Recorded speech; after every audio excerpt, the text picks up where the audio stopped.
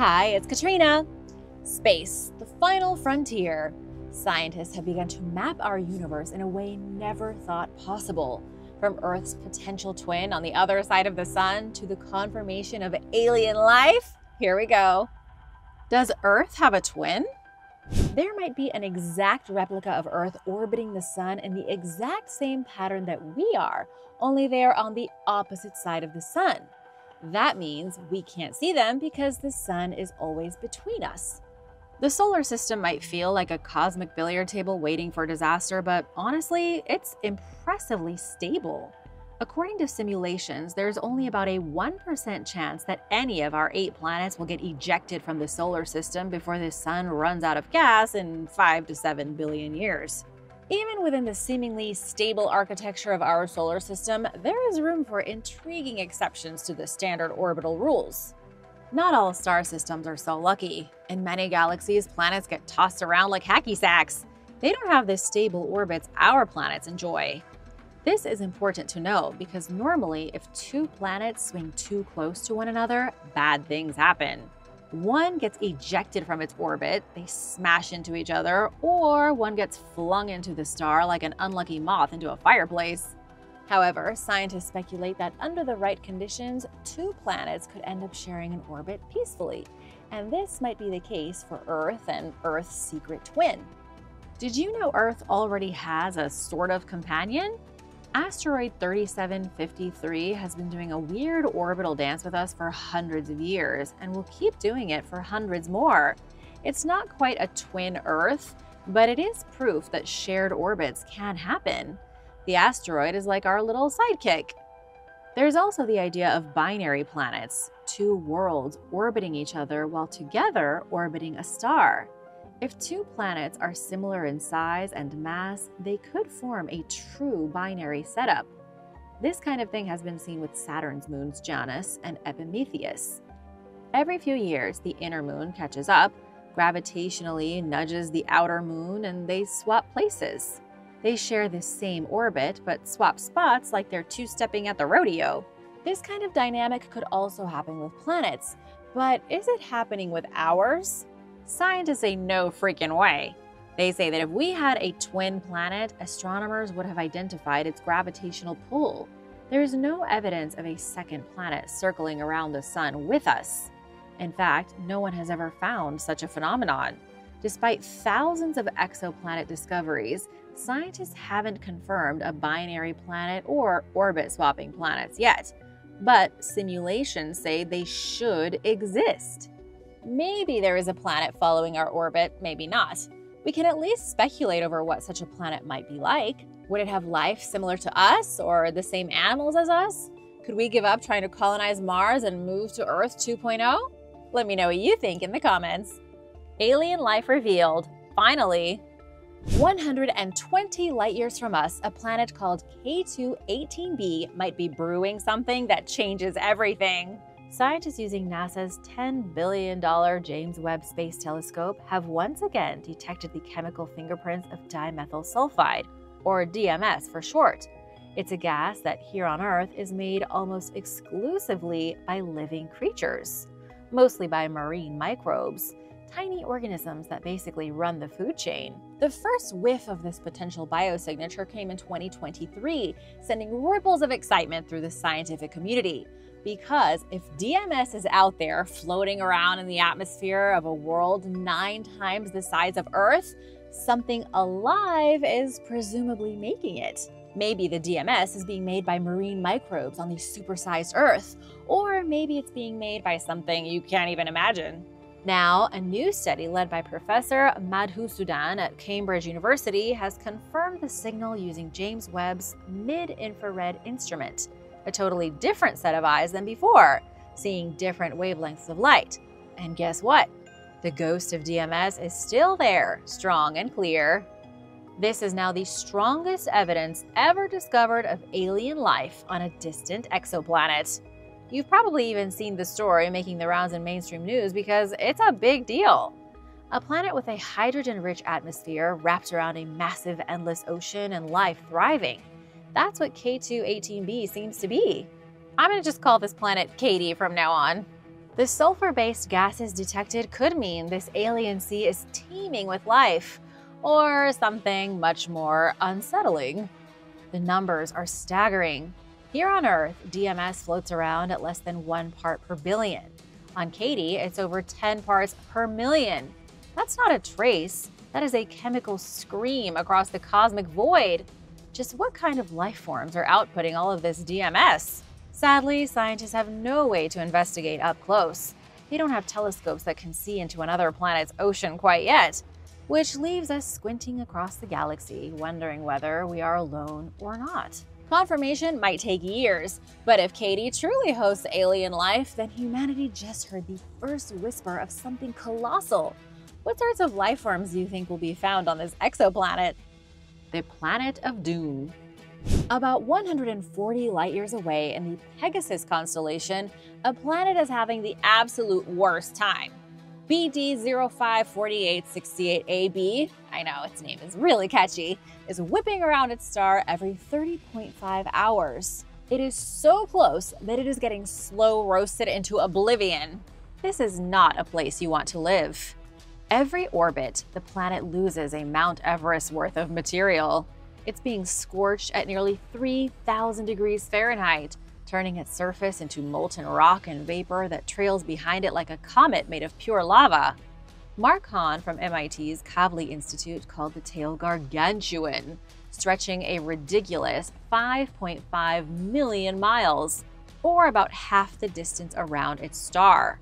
If you could see it, it would look like the planet was dragging a fiery scarf across the cosmos.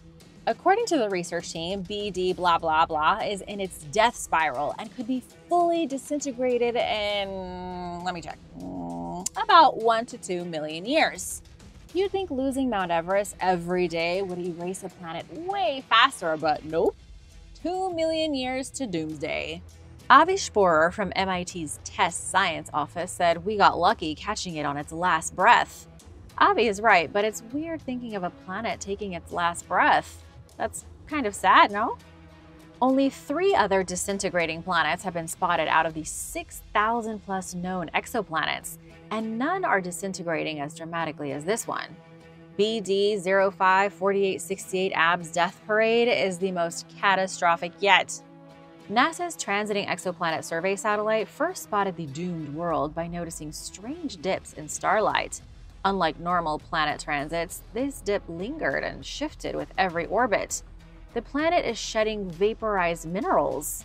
Hahn explained that at these temperatures, minerals roasted off the planet's surface can stick around just long enough to create the glowing tail that's got everyone talking. What I want to know is why the planet is disintegrating in the first place. Could this happen to Earth? It was a betrayal of gravity. Poor planet BD Plus is tiny, somewhere between the size of Mercury and the Moon. It barely has enough gravity to hang on to itself.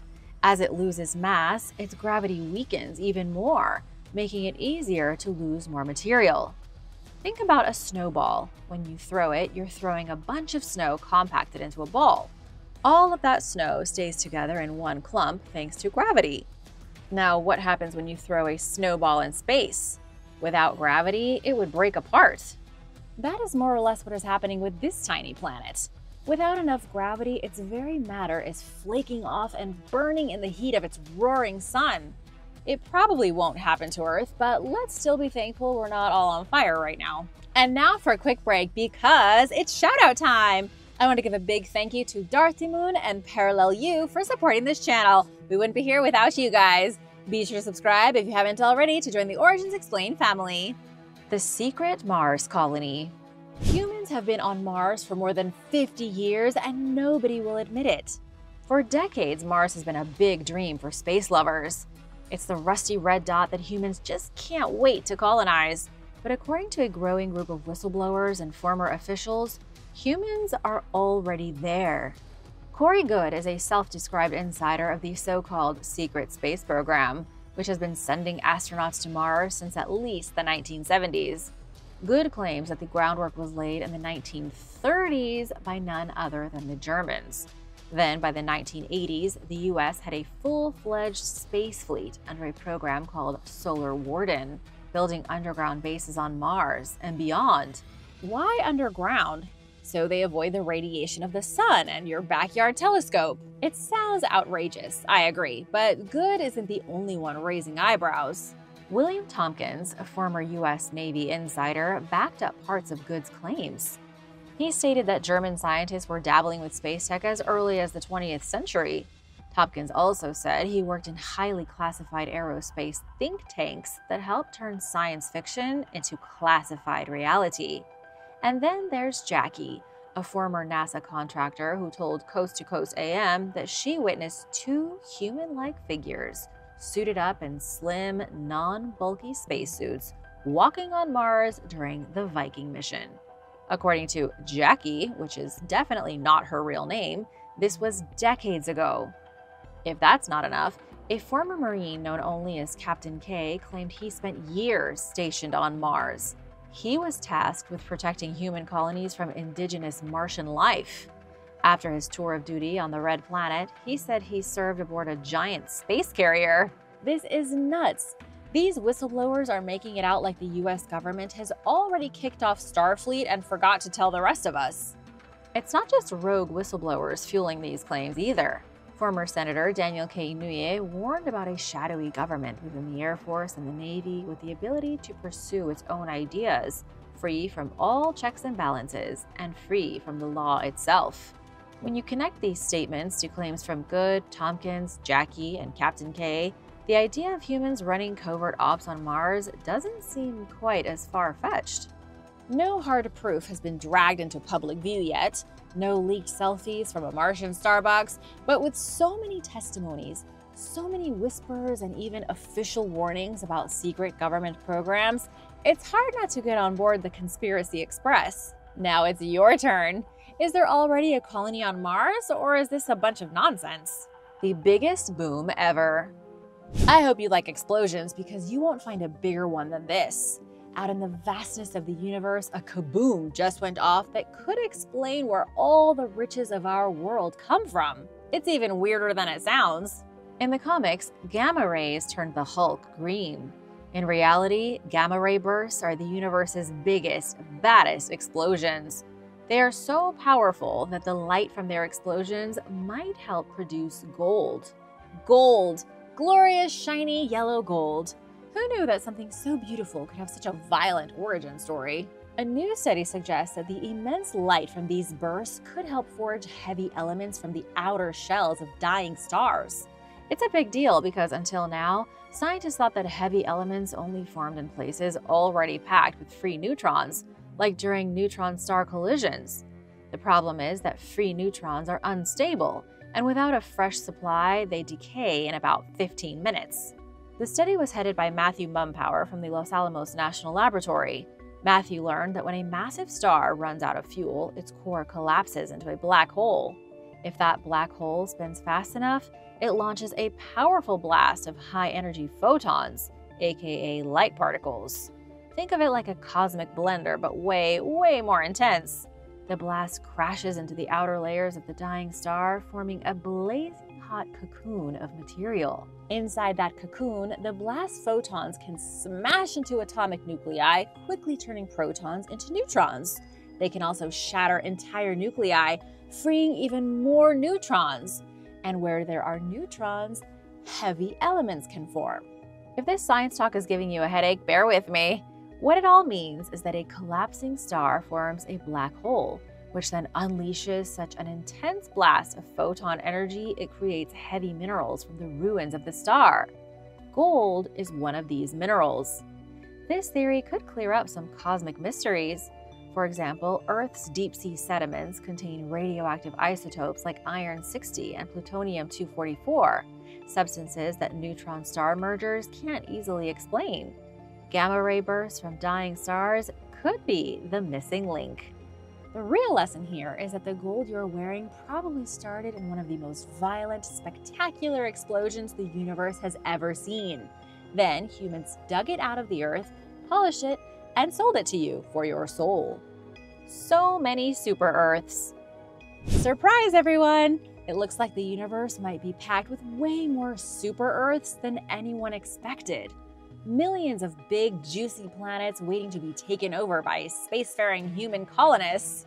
Astronomers recently spotted a small exoplanet orbiting far from its host star. This little world has a planet-to-star mass ratio about double that of Earth to the Sun, and its orbit is out near where Saturn would be in our solar system. Jennifer Yee of the Center for Astrophysics said the abundance of super-Earths at such a far distance from their host star was a big surprise, because before now, most known super-Earths were found hugging their stars closely, at about the same distance from Earth to the Sun. By the way, a super-Earth planet is typically 10 times Earth's mass, but still smaller than a gas giant. I can't even imagine living on a planet 10 times bigger than this one. Think of the lost cities and uncontacted tribes. Oh man, and all the crazy undiscovered ocean creatures. This new discovery shows super-Earths can hang out near their star and far away from their star. It's going to reshape the way astronomers view the habitable zone. Those Goldilocks regions where conditions could allow liquid water and maybe life. While Jupiter and Saturn are outside our solar system's habitable zone, a super-Earth orbiting farther out around a hotter star might still find itself in the cosmic sweet spot. In plain simple English, this discovery means the habitable zone could be different from one solar system to the next. Not all planets need to be the third rock from the sun to support life. More super-Earths on wider orbits means more potential places where life could exist. Scientists really needed this discovery to remind them, and us, that the universe doesn't necessarily follow Earth's blueprint. Heck, maybe there are planets where it's as cold as Antarctica, and there are creatures that grow as big as elephants who consume pure radiation. Who's to say there isn't a planet where plants grow even without photosynthesis, using some poisonous gas for sustenance? The discovery of this super-Earth was made using the Korea Microlensing Telescope Network, with telescopes stationed in Chile, South Africa, and Australia to monitor the sky 24/7. The Korea Microlensing Telescope Network uses a trick predicted by Einstein's general relativity called gravitational microlensing. This means when a massive object like a star or a planet passes between Earth and a background light source, it warps and magnifies the light, creating a brief, telltale brightening. If a planet is part of the lensing system, it leaves a tiny but detectable signature. Anyway, that's the science behind the find in a nutshell. Going forward, the team plans to keep digging through the network's growing treasure trove of data, looking for more distant super-Earths. They are also working on improving their data analysis to catch even fainter planetary signals. How would you like to live on a super-Earth? A planet so big that humans couldn't possibly destroy it, right? Right? The second moon. You may have seen the headlines announcing Earth has a new mini-moon and thought, finally, some good news. Who doesn't want another moon to light up their night? Well, pump the brakes. The so-called mini-moon is nothing but an asteroid the size of a school bus, officially named 2024 PT5. It isn't an extra moon at all. That's sad, I know. It's a space rock that swung by for a minute to say hi. You can say hi back and wave all you want, but this piece of space debris is about 5 times farther from Earth than the real moon. You also can't see it because it's too tiny to spot without research-grade telescopes. Unless you have NASA's gear sitting in your backyard, don't bother looking. Even calling it a mini-moon is a bit of a stretch, said Thomas Staller, lead scientist for solar system small bodies at NASA. For something to count as a true second moon, it has to be gravitationally bound to both Earth and the moon, meaning it would have to orbit with some commitment, not just crash on the couch for a few months. It's a bit of a bummer we don't have a second moon because it seems like everyone else does. Around the solar system, moons are practically handing out party favors. Saturn's got a ridiculous 146 moons. Jupiter is hoarding 95. Even Pluto, downgraded from planet status and humiliated, still has 5 moons. And then there's Earth with 1 measly moon. Scientists actually track about 1,000 objects a year that pass within 10 lunar distances of Earth. Most are tiny, quick visitors. 2024 PT5 sticks out only because it's slightly bigger and will be hanging around a bit longer, but it's not permanently moving in as a moon. Let's pretend for a second that a real second moon showed up and decided to stay. What would happen if the moon became Moon 1? First off, a second moon would mean double the tidal drama. Our current moon already yanks on Earth's oceans hard enough to cause tides. A second moon could either make tides way stronger, flooding coastlines around the world, or if it was positioned just right, the two moons might play tug-of-war, making tides weirder but less extreme in some places. Either way, the tides would change big time. Marine life would also freak out. A lot of sea creatures time their mating seasons with the moon's pull and light cycles. Two moons could turn nature's calendar completely upside down. But do you think it would be worth it? Just imagine gazing up at the sky and seeing two moons glowing overhead. Romantic, right? Like you just stepped into a fantasy. Some might think that's worth a little tidal confusion. In the end, size doesn't really matter for moon status. It's all about the relationship. Is the object gravitationally bound to its planet and making regular orbits? Then it's a moon. If it's just drifting nearby for a bit before zipping off, sorry, tourist, not a moon. Mercury is full of diamonds. Mercury, that tiny, crispy nugget of a planet nobody invites to dinner parties, just dropped a cosmic bombshell. Prepare to be blinged out to the max because scientists think it might be hiding a diamond layer. Underneath the surface of Mercury could be a layer of pure diamond 11 miles thick. That is 2 Mount Everest stacked on top of each other, made out of pure, shining, valuable diamonds. Anyone in the market for an engagement ring might want to hop on over to our pal Mercury for a diamond discount. Mercury has always been the weird cousin of the planets. It spins 3 times on its axis for every 2 laps around the sun, and it cooks hotter than an Arizona parking lot in July, over 800 degrees Fahrenheit at high noon. Mercury is not a place humans are ever going to colonize. Because of its inhospitable climate, scientists haven't paid as much attention to Mercury as they have to planets like Mars. But now, thanks to NASA's Messenger spacecraft, they have learned that Mercury isn't just a burnt marshmallow. For one, it's got graphite splattered across its surface. A long time ago, Mercury had a magma ocean rich in carbon. As it cooled, lighter carbon floated up to make the surface dark and gritty, while heavier materials sank to the bottom. Curious about all this graphite, Dr. Yan-Hao Lin and his team at the Center for High Pressure Science and Technology Advanced Research, that was a mouthful, put a test together. These guys squeezed the heck out of some synthetic rocks with 7 GPa pressure. That is 7 times what you'd feel chilling at the bottom of the Mariana Trench. Then they heated the rocks up to nearly 3,600 degrees Fahrenheit. Why did they do it? To recreate Mercury's core mantle boundary conditions and see if graphite could be transformed into diamonds. And it worked like some space-age alchemy. Dr. Lin explained that under about 5.575 GPa and with a sulfur boost of 11%, the carbon on Mercury flips its personality like a bad reality show contestant and crystallizes into a diamond. And this is exactly why Mercury has an 11-mile thick, sparkly shell around its core. We need to get some space miners to Mercury ASAP. It's going to be a diamond bonanza. Seriously though, Mercury is looking way cooler than anyone ever thought. Did you know this tiny planet, barely the size of a Costco parking lot, has an oddly strong magnetic field?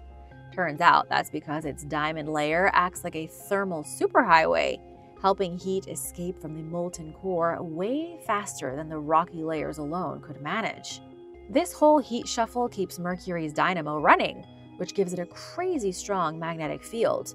If only we could transfer its magnetic field to Mars, which is in desperate need of one.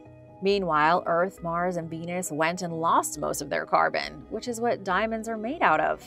That's why diamonds are worth so much money, because they're hard to find on Earth. It's also why scientists can now grow diamonds in a lab, because they really are just pure crystalline carbon. Mercury, on the other hand, hoarded its carbon like a cosmic dragon, first forming a graphite crust and then quietly stashing away diamonds in the basement like your great-grandfather hoarding cans of beans. Lin and team think these processes might also happen on similar-sized planets, like the billions of exoplanets out there in the universe, which means some worlds that look dead and boring might secretly have thick mantles of precious metals. But when will space miner become a real profession? It's bound to happen, right? Hold your pickaxes. no spacecraft has ever been to Mercury, and no one has actually seen inside its crust. Right now, all the diamond drama is based on lab experiments and the information from NASA's Messenger. We are on the way to Mercury, though. While Americans are focused on going back to the boring old moon, a joint European-Japanese mission called Bepi Colombo is cruising toward Mercury like it's late for a brunch reservation. When Bepi Colombo slips into orbit in 2030, it will refine gravity maps and snoop for magnetic field twists that might reveal more about this mysterious diamond shell. It'll be many more years, though, before any mining is done.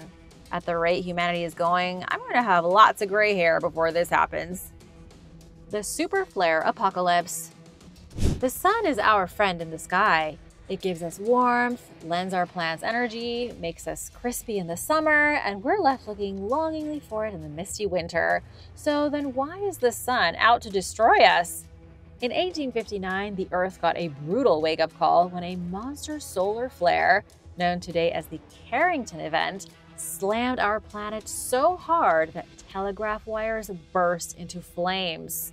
People saw auroras dancing across the skies as far south as Cuba and Hawaii, like the end of days wearing a light show.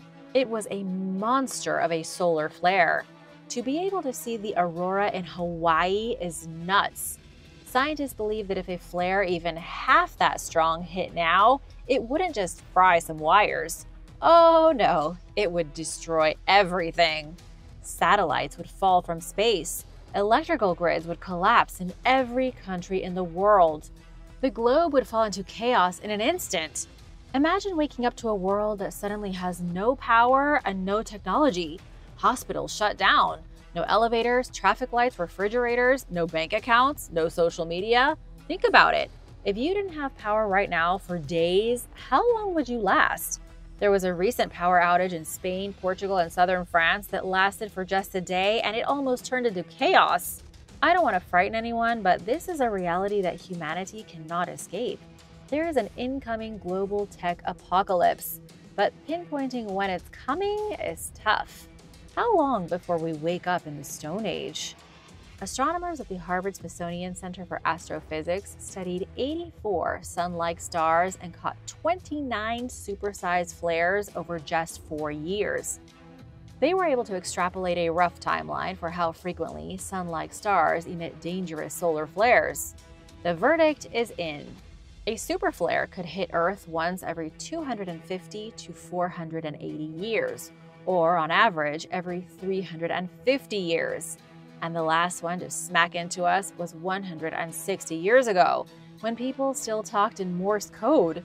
These aren't your average flares.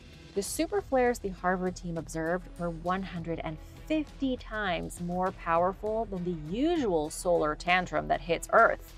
A super flare is 10 times stronger than the 1989 solar flare that blacked out the entire Canadian province of Quebec. Oh yeah, and I forgot to mention that earlier. All of Quebec lost its power when they got punched in the face by the sun, and that was only 30 years ago. A super flare is at the very least 10 times stronger and will most likely affect the whole planet. I hope you're not on vacation in Timbuktu when it happens, because planes will be a thing of the past. Right now, our star has been partying hard. Astronomers know it's entered its solar maximum, the chaotic peak of its 11-year solar cycle. Our sun, right now as you watch this video, is at its max power level. At any moment, it could unleash a blast of heat doom that takes out the whole grid. But there's no way of anticipating it. Data now suggests the solar maximum may have passed between August and November 2024, which means we could already be sliding into the downward slope or about to be sucker punched again by a second peak. The sun sometimes throws a bonus tantrum just when scientists think it's calmed down. It really is nothing but a waiting game. Just know that the apocalypse could happen at any second. The ocean on Mimas. Deep beneath the shattered, frozen crust of Saturn's moon Mimas, a world so scarred and dead-looking it's nicknamed the Death Star, something is stirring. A hidden sea, dark and silent, locked away for millions of years. A discovery so unexpected it could shatter our assumptions about where life can hide and how easily scientists can miss it. Astronomers just uncovered evidence that this battered ice ball, written off as lifeless rubble, is hiding a vast global ocean beneath 15 miles of solid ice. To put that into perspective, Antarctica is only hiding under about a mile of ice. That's how thick Mimas' icy crust is. Valerie Laney of the Paris Observatory, who led this study published in Nature, sums it up bluntly, saying, "It's quite a surprise." Yeah, I'd say it is. Mimas looked so dead, so unremarkable that few scientists even bothered to dream it could harbor an ocean. But beneath the cratered wasteland lies a body of liquid water large enough to fill half the moon's volume. And the water is heated from within by Saturn's tidal forces, a secret warmth trapped in a frozen shell. This discovery didn't come easy. For 13 years, Laney's team pored over thousands of images from NASA's Cassini spacecraft, watching Mimas wobble and spin just slightly off course. The moon's unusual motion couldn't be explained by solid rock. It seemed as if an ocean was sloshing under the ice, quietly influencing its every move. But here's the chilling truth. Unlike Europa or Enceladus, moons where water geysers roar into space, offering glimpses of their hidden seas, Mimas gave away nothing. No plumes, no vapor. If life exists there, it is buried beneath solid ice, silent, untouchable, possibly thriving in isolation. The discovery of Mimas Ocean rips open the door to terrifying possibilities. It warns us that life doesn't need a lush planet or an obvious ocean to thrive. Life can almost certainly endure in the dark, out of sight, beyond reach. I just wish scientists would hurry up and prove it. Thanks for watching.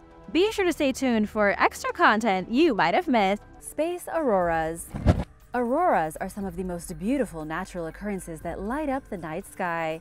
But what we know of as the aurora borealis, or the northern and southern lights, is actually a space phenomenon that is not unique to our planet. Auroras are also quite a bit more complicated than just pretty lights in the night sky. It starts with a stream of charged particles flowing out from our sun. This plasma is then deflected by the Earth's magnetic field. But the field acts kind of like a glove, snagging some of these plasma particles and pushing them along the magnetic field lines to the north and south poles. These particles then plunge into our atmosphere, colliding with the oxygen and nitrogen atoms. The collisions release energy in the form of light particles, also known as photons. And this is exactly what an aurora is: energy from the sun exploding in our atmosphere. Scientists have discovered auroras on several other planets. Saturn and Jupiter have auroras so powerful that they heat up their entire atmospheres. Some scientists believe this could be why the planets are so warm, even though they are so far from the sun. The heat that is generated because of all those energy particles getting stuck in the atmospheres keeps the temperature warm. In fact, 2 of Jupiter's moons also experience auroras. Europa and Ganymede have colorful auroras, and so too does Comet 67P/Churyumov-Gerasimenko. Comets are able to form auroras when they are stricken by solar wind molecules that get stuck in the shroud of gas surrounding the comet. Did you know that? Moon cube. Just a few weeks ago, scientists all over the world were talking about the mysterious hut that a Chinese rover discovered on the moon. It all happened when China's Yutu-2 rover spotted the object on the horizon, looking like the ramshackle hut of some kind of moon hermit. Speculation exploded, with some suggesting it could be the leftover ruin of some unknown moon civilization. Some said it could be an alien base. People were going wild with excitement and theories abounded. The wait is finally over, and China's rover has finally reached the mysterious object. It's now being called a moon cube because it's nothing but a cube of rock. It took a few weeks of driving, but the rover is now close enough to see that the mysterious shack isn't so mysterious after all. It only looked so geometrically perfect from a distance because of light, perspective, and shadow. Now that the rover is close enough to see it in great detail, scientists say it looks more like a rabbit than a hut. It even has small rocks in front of it that look like pieces of a carrot. Scientists have named the rock Yutu, same as the rover, which is Chinese for jade rabbit. What was almost an alien outpost on the moon is really just a crumbling piece of debris in the shape of a fuzzy Earth animal. Strands of mystery. At the core of the Milky Way galaxy, there are a multitude of strange features. Scientists have identified somewhere around 1,000 mysterious magnetic strands hovering in the center of our galaxy that they can't understand. The cluster of strands, like galactic pieces of hair, stretch for over 150 light-years in length. Each strand is spaced equally from the next, creating a bizarre structure many millions of years old and very strange. It almost looks like a massive harp with all of its strings neatly lined up. But the nature of the strands is a mystery. Professors of physics and astronomy at Northwestern University believe each strand is made up of cosmic ray electrons with magnetic fields moving at about the speed of light. But their origin is elusive. The radiation is unlike what's left behind after major cosmic events like a supernova. One of the more bizarre theories is that the strands of magnetic matter could be the final vestiges of activity of a supermassive black hole. In the end, we don't yet know what these things are, what created them, or what relevance they have in the universe. Scientists are still trying to figure out the mystery of the galactic center, where all kinds of strange phenomena have been documented in recent years. What do you think the magnetic strands could be? Tell me your theories in the comments. Aliens on Mars. The Curiosity rover on Mars discovered a strange mixture of chemical elements that could point to the existence of alien life on the red planet. It's not a sure thing, but it does inspire some hope, if that's what you're into. The rover identified carbon in the sediment of the Gale crater during its travels there between August of 2012 and July of 2021. 24 powder samples were heated by the robot to separate each individual chemical. This revealed a variation of carbon-12 and carbon-13 isotopes. And if you know anything about the creation of life on our own planet, you'll know that carbon plays a key role. But the presence of the carbon may just be a coincidence. The carbon could have come from a molecular cloud of dust, or it may have come from the conversion of CO2 to organic compounds through a process that has nothing to do with biology. It could have just been ultraviolet light and trace amounts of CO2. Or it could mean aliens. This last theory, and arguably the most interesting, is that microbes were converting methane through biological processes. This would mean life. What happened to that life, what it may have looked like, and how long it lasted before utter devastation is still a mystery.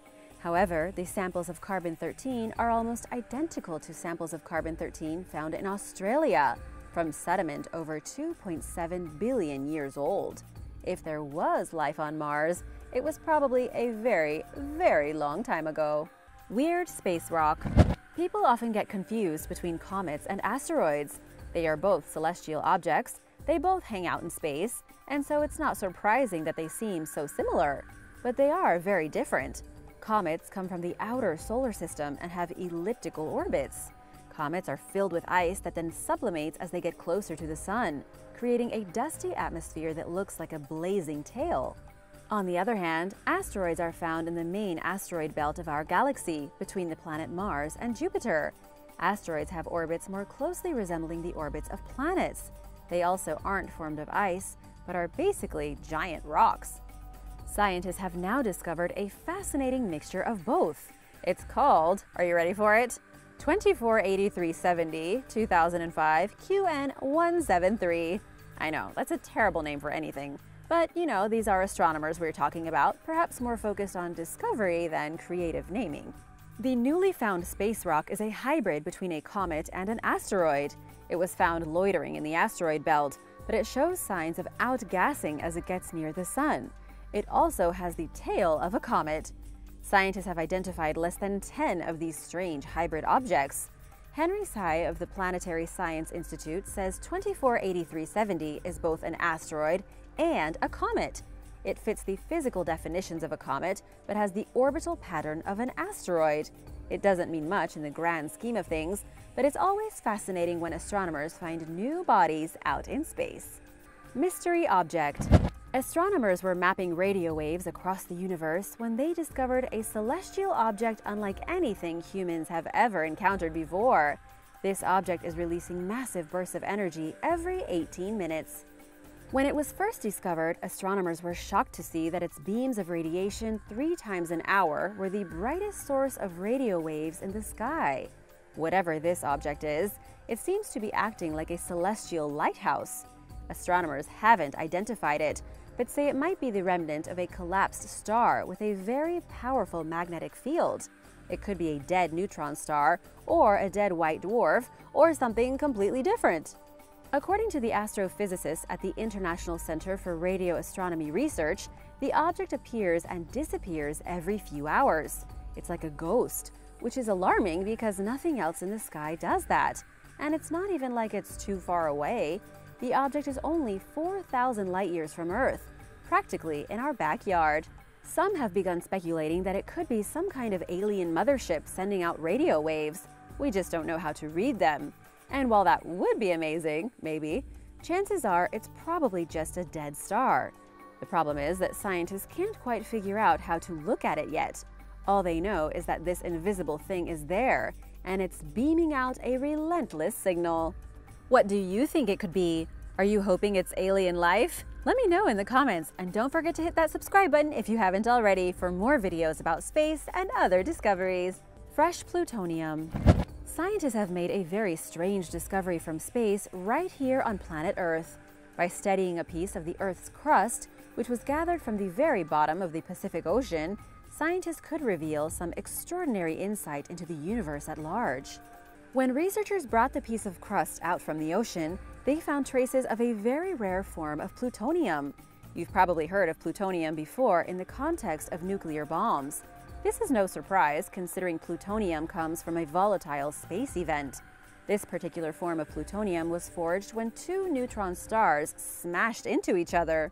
The collision was so intense and powerful that it created what we call plutonium, sending it drifting through the endless vacuum of space until it eventually fell to Earth. And here's what's really going to surprise you. Scientists believe all heavy elements come from space, all from the violent death of stars. This means gold, silver, uranium, platinum, and plutonium. All this stuff is the result of exploding supernovas thousands of light years away. The next time you wear a piece of gold around your neck or a ring on your finger, remember you are actually wearing alien jewelry. Weird alien worlds. Since 2018, NASA has found over 5,000 alien worlds. Almost all of them are bizarre, but some are weirder than others. These worlds are referred to as exoplanets.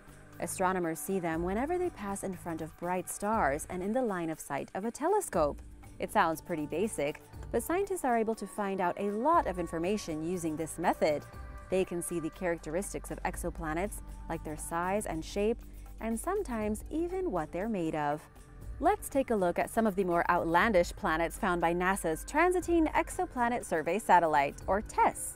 TOI-2109b orbits its star in only 16 hours and is only positioned 1.5 million miles away from it. To give you perspective, the Earth is 93 million miles from the Sun and orbits once a year. This proximity makes the temperature on TOI-2109b an outstanding 6,000 degrees Fahrenheit. Then there is GJ367b, which orbits its Sun in 8 hours and has a daytime temperature of 2,700 degrees Fahrenheit. Some of these planets are also way bigger than our own. TOI-1634b is rocky just like Earth, but with a radius over 2 times our own. Then there are planets like TOI-700d, which is positioned in the habitable zone of its star and only 100 light-years away. It's only a little bigger than Earth, about the same distance from its Sun, and could even host life. The Accident. The Accident is a strange cosmic object that got its name after being discovered completely by accident. Get it? Creative, I know. It is technically a brown dwarf, yet it doesn't look anything like the over 2,000 brown dwarfs that astronomers have identified in our galaxy so far. Brown dwarfs form as if they will turn into stars, but never manage to generate enough mass to start a nuclear fusion. In other words, these are failed stars. In the case of The Accident, it confused scientists because it appeared to be cold and old, but also extremely bright, as if it were hot. This is weird for a brown dwarf because when they're young, they get extremely hot, then cool down and get dim as they grow older, like a red-hot piece of metal being moved out of the fire. This brown dwarf is estimated at around 13 billion years old. That's over double the average age of all known brown dwarfs. It would have formed at the very beginning of the universe. What this suggests is that the brown dwarf was born at a time when the galaxy didn't have as much carbon in it as it does today. It was missing many of the molecules that we see in other brown dwarfs, leaving it uniquely bright as if still warm, yet undeniably cold and dead. Saturn's newest moon. Saturn has enough moons to make every other planet in the galaxy jealous. And in 2013, astronomers identified yet another one. They called it Peggy. She was found hiding at the edge of Saturn's A ring. The tiny moon is only 1.2 miles wide, making it barely more than a floating pebble in the grand scheme of space. But in 2014, astronomers couldn't find Peggy. She had vanished. Planetary scientist Carl Murray believed Peggy was either thrown into the void of space or smashed apart in a collision with another one of Saturn's moons. Then, in 2015, Peggy came back. She was still there in 2016, but not fully intact. The moon had hit something, scraping a big chunk out of it. That small chunk is now an even smaller, miniature moon called Peggy B. Scientists even think that Peggy may have been the result of something hitting something else and breaking apart, causing a huge chunk of rock to get caught up in the gravitational pull of Saturn. It's pretty amazing because these things happen all the time. Moons come and go, just not in a single person's lifetime. These things happen over millions and millions of years, so it was pretty spectacular that we were able to watch the birth of one of these celestial objects in real time. If Earth ever managed to get itself a second moon, what do you think we should call it? Let me know in the comments below, and thanks for watching! Be sure to subscribe for more awesome space videos, and I'll see you next time. Bye!